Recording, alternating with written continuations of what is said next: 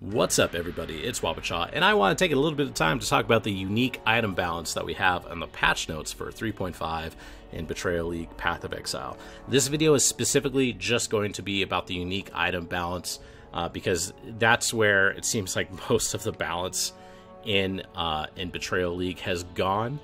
And you know, I'm not going to go over every single item, but I'm going to go over, the ones that I think are the most relevant. And yeah, so I'm going to go over quite a bit of it, but let's just jump right into it. So first off, wow, I've had this running the whole time.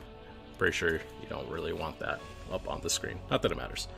Anyway, Aegis Aurora. I think this is definitely one of the items that a lot of people expected was going to be made substantially stronger, and it is substantially stronger.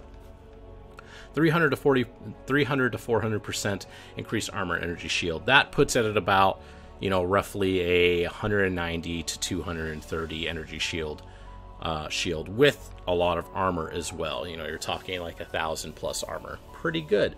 Oxium got a little bit of a change. It gives you 20 to 25% elemental damage with attack skills per power charge. Pretty cool, but I don't think that's going to be used too often.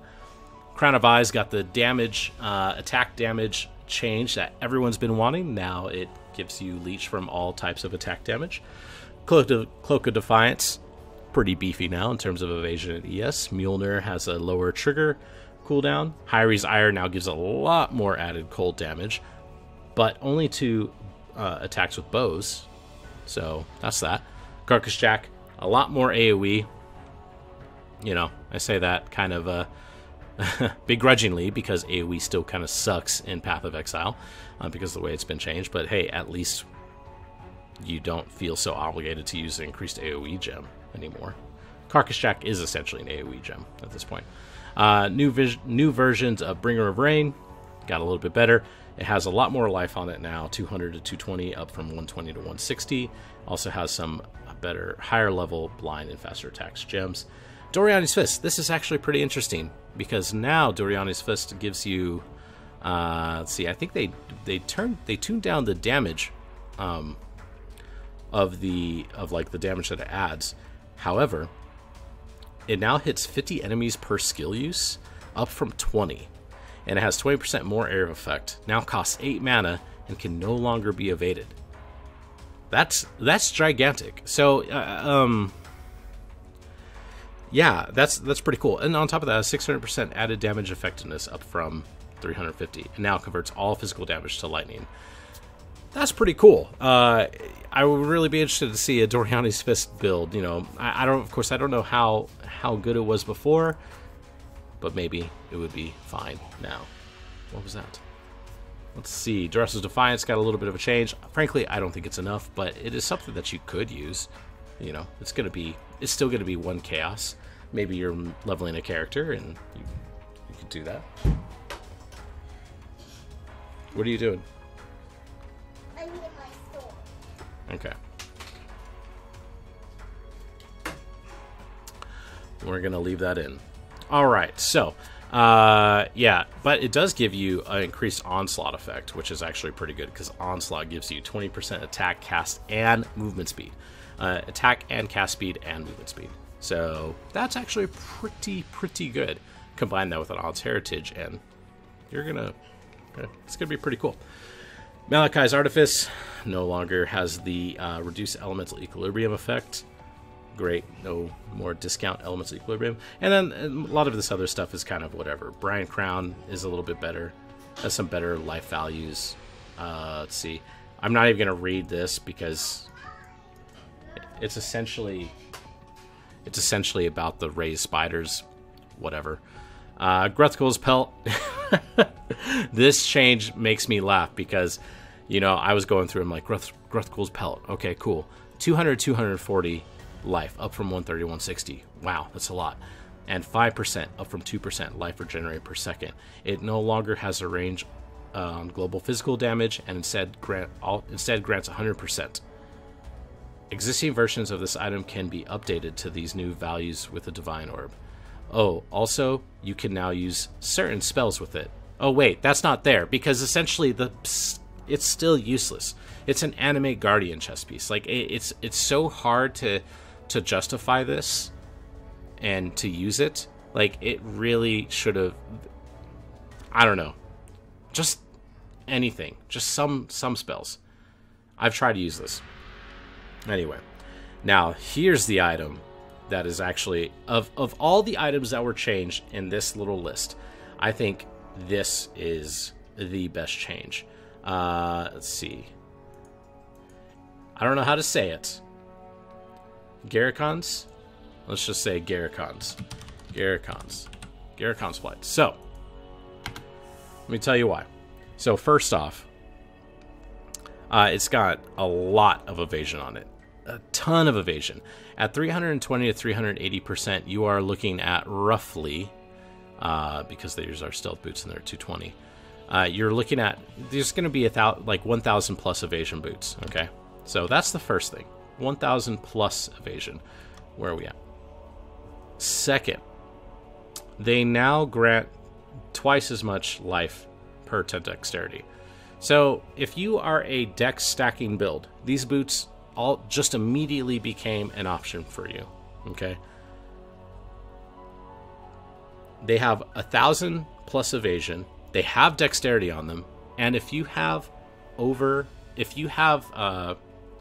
750 dex, these give you 150 life.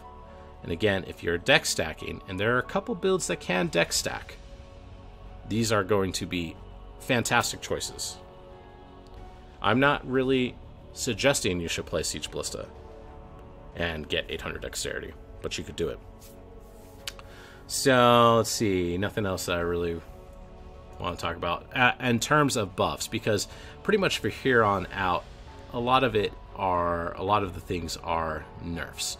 So Queen of the Forest, now you essentially need 60,000 evasion in order to get the full benefit from it, instead of 45,000. But this honestly isn't too hard. There are plenty of people who get 45,000 evasion without using Grace, so you might have to use Grace. Impulse's Broken Heart got a bit of a nerf, but it's hard. It's really hardly a nerf. I don't think it's that much of a nerf, but it now only deals 5% of maximum life as lightning damage. And it, before it was 5 to 10%, which obviously was pretty good, but whatever. People are still going to use it like crazy. Sintrek got a very slight nerf. I don't know why. I don't know why Sintrek got that top end ES nerf. I don't know. Sedima's got destroyed, like in terms of the quantity they give. Indigon got pretty nerfed now and has a max. Okay. Quillrain, of all the changes, like, okay, so of like good changes, I think those boots are the good change, right? For bad changes, I think Quillrain is the worst change, because Quillrain got nerfed, I'm assuming because of Elemental Hit and Toxic Rain, okay? Neither one of those would prefer a Quillrain in the endgame over a +3 bow. So why apply a huge damage penalty on Quillrain? It just hurts it for leveling even further. I don't agree with this change. Or, if you want to do that, fine, but make it 20% less damage or something. Because it doesn't scale well if you're not using those skills. Whatever. Wind Ripper got a pretty big nerf as well. You do lose a lot of crit. It is down to 30 to 40% crit. It was originally 60-80. This is the second time its crit has been nerfed, but it has gained It has gained quite a bit of flat damage, which is whatever. Now, the one thing I will say, let me just show the passive tree to you real quick. If you are playing an MF Wind Ripper build, or just a Wind Ripper build in general, a way you could combat some of the loss in crit is just by, instead of, because down here you're going to take lethality, like guaranteed, right? Down here, generally people would take Primeval Force, well, and you take these two nodes, but you could just grab these two nodes down here. it's just going to give you a little bit more consistency in freezing, because you are losing a pretty good amount of base crit. You're losing, you know, potentially 2% base crit with the changes to Wind Ripper. So Chinsoul, this honestly should have been at the top of like all the nerfs, because this is not that much of a nerf in my opinion. It now deals 50% more damage instead of 100% at range, at close range. But it has more damage on it itself. It went from 150 to 180 to 200 to 260%. Pretty good. Divination Distillate is is still usable for getting the quantity and rarity, but GGG thought it was too powerful. And took the 4% maximum resist off. I didn't go over this specifically because these weren't in the items, but there's also a change in the patch that makes it to where flasks like ruby, topaz, and sapphire flasks no longer grant maximum resistances, but instead grant 20% reduced damage taken of their respective element. So I don't know why they felt the need to chop the 4% all resist off of Divination Distillate as well. I think it was kind of overkill. There's not really too much more. Wildfire is now limited to 1, and Zerphi's Last Breath got destroyed. Before I talk about that, because that's going to be just a little bit longer, because I kind of want to rant about it. Blood of Corruption's Gluttony of Elements skill now prevents those affected by the aura from gaining Val Souls. This is essentially, as I understand it, to stop people from ping-ponging it back and forth in groups. That's that. So, the last thing I'm going to talk about in terms of the item changes in Path of Exile is Zerphi's Last Breath. So Zerphi's Last Breath was really strong. And it was overpowered, arguably. That's fine. You know, there was a Reddit thread where a guy showed himself doing either Elder or either doing Uber Elder or Shaper, and essentially he just pulled up his Atlas and he held down right click and he did the entire encounter. And at that point I said, like, this is too much, right? So I'm on board with the fact that Zerphi's Last Breath was way overpowered. However,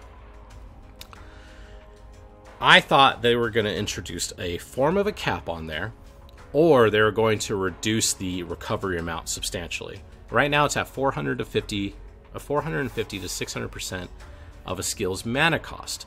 I thought maybe they were going to remove it from skills to like spells or something like that. But instead they made it a buff that is removed when you're hit. And to me, that just completely ruins the identity of Zerphi's Last Breath. It grants you a ton of sustain. You only need sustain when you're constantly getting hit. I don't know. I do not like this change. I really don't like this change at all. I feel like while it's super effective for what it is, absolutely. No, like, why? I'm open to hearing a good reason why this is the change that it should have been. And frankly, it's the change that's going through. I don't see them going back. GG is not necessarily good at going back, unless it's like, you know, two whole versions of the game later. See, you know, all the items that just got buffed, that, like, Bringer of Rain, you know, that was nerfed so long ago, and now it's actually getting buffed. But Zerphi's Last Breath, man. Of all the things. Rest in peace. Rest in peace, Zerphi's Last Breath. Maybe we could finally bring back, what was that? What was that? Zerphi's Youth? Yeah. Let's see. Zerphi's Youth. I want Zerphi's Youth. That's what I want. This was in the beta, and it got removed. I believe that we should get Zerphi's Youth now, since Zerphi's last breath is absolutely dead. Anyway, that's going to be like my video talking about the unique items, the unique changes in the patch notes. I might have a couple other videos talking about certain things in the patch notes. Let me know what you think down in the comments below. If I were to do the whole thing, it would be incredibly long, and this video is already longer than I would actually prefer. So anyway, guys, thanks for watching, and I'll see you later.